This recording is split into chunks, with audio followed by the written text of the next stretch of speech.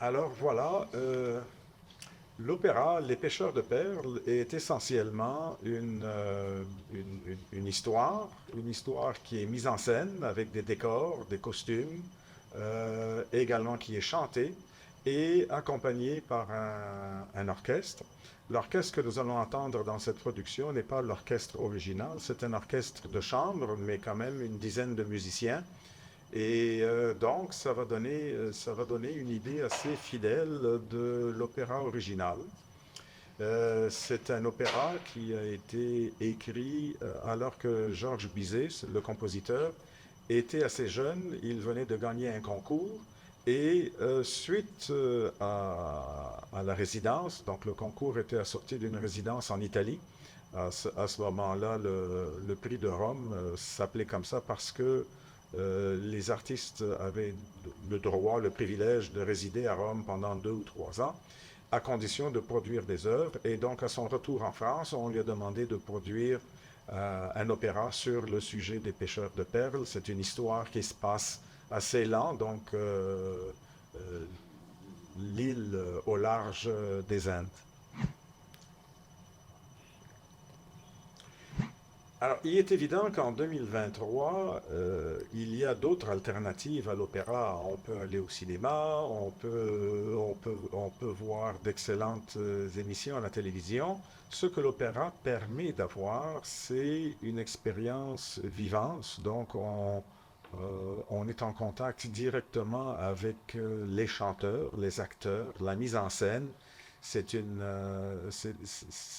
expérience vivante avec un orchestre, comme on dit en anglais, un orchestre live, donc des musiciens qui sont sur scène. C'est un travail d'équipe, un travail qui est donc présenté en temps réel devant le public.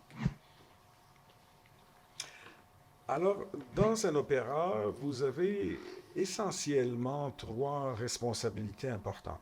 Vous avez la responsabilité visuelle, donc ça veut dire la mise en scène, les décors, les costumes, tout le travail que les chanteurs doivent faire pour être également des acteurs, de façon à ce que leur jeu soit convaincant.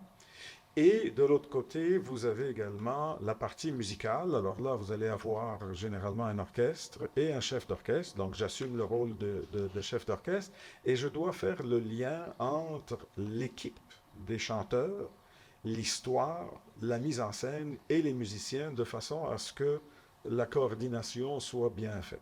Il y a évidemment un troisième rôle. Vous comprenez qu'un opéra est une grosse production.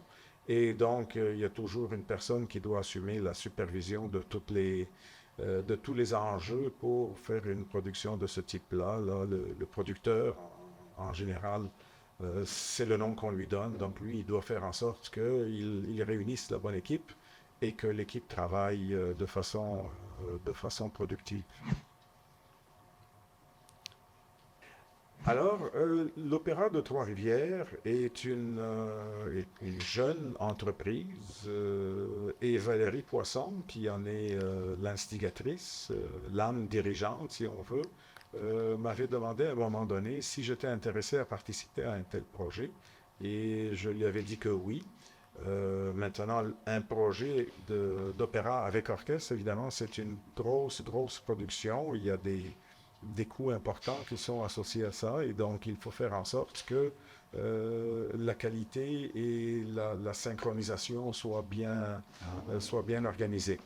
Donc, oui, j'ai accepté même avec enthousiasme. J'ai évidemment de l'expérience comme pianiste, accompagnateur pour des chanteurs et également diriger des orchestres. Mais là, diriger tout cet ensemble avec une mise en scène va être quelque chose de spécial pour moi.